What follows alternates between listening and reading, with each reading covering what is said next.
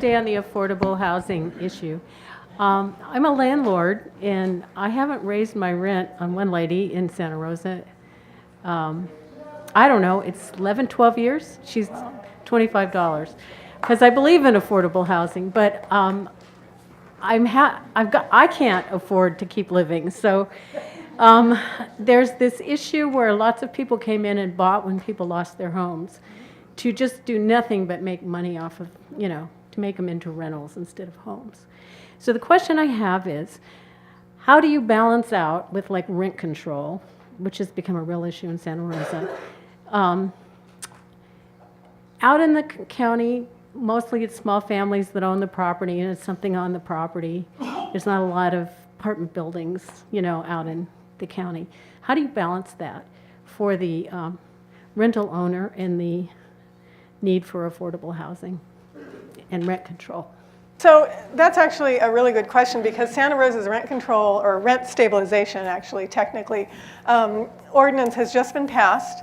And you have probably read in the newspaper that there's a very deceptive attempt and very aggressive attempt to gather signatures to put an initiative on the ballot to overturn it before it even really takes effect.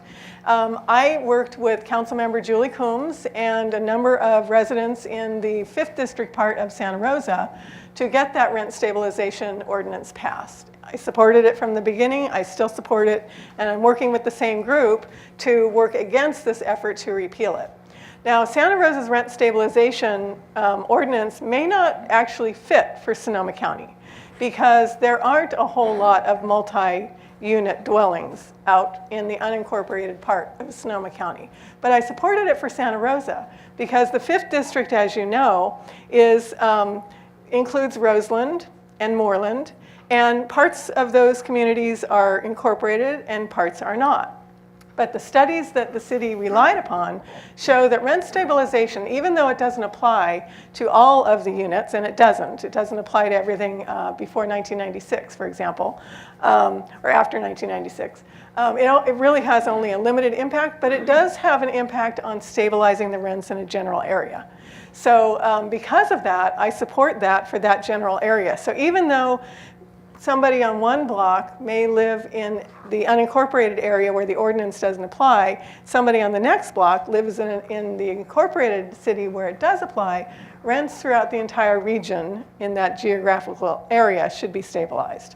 So I support that. I think if it comes to that for Sonoma County, we have to take a hard look at how that would actually work. And we're going to have to look at how would it apply to the Sonoma Valley, how would it apply up in Healdsburg and that unincorporated area around Healdsburg, how would it apply on the coast versus how it would apply on the river. And I think that even though we are all one county and all one community, every geographic area has its own differences and its own needs and its own challenges, and we need to respect that. So when it comes to looking at this for the county as a whole, I think we have our work cut out for us, and we can't just wholesale take what the city of Santa Rosa did.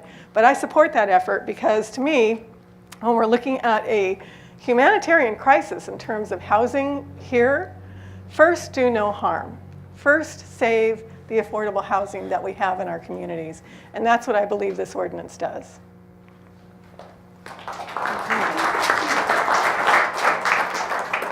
I do think that we actually need to create consistency to reflect Santa Rosa's ordinance, particularly when you look at an area like Roseland, which hopefully will be annexed into the city of Santa Rosa. We have these bizarre boundaries in the 5th District where you're on Sebastopol Road, and literally one side of Sebastopol Road is county, one side is city. So if you have a business over here, you've got a completely different permitting process than you do if you're over here.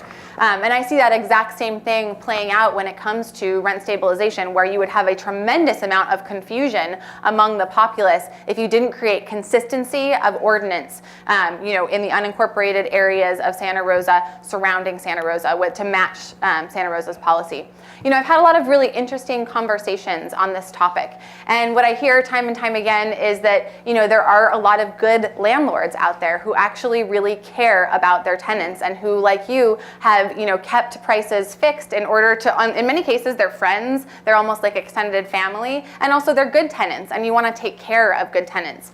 But at the same time, we have people who are being kicked out, along the river corridor, who are being evicted, who have then nowhere to go, who are then becoming homeless. In some cases, these people are pregnant, they have children.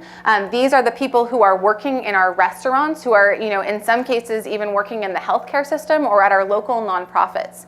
So, in my mind, we do have to stop the bleeding right now and figure out, one of the things about rent control is it does sometimes create long-term problems in terms of, people sort of, basically it helps the people who are in those houses when rent control is enacted, but then it doesn't help the people who come later, right? And then sometimes those people aren't gonna move out of their houses. So I do see rent control as a bridge to something while we are addressing the other issues through the development of affordable housing, through looking at more long-term solutions. But we do have to do something to really stop the hemorrhaging that we're seeing in terms of people being turned out on the streets. I mean, I don't want to live in a community where, we have people who work, actually every single firefighter who is paid to fight fires in Bodega Bay cannot actually afford to live in Bodega Bay.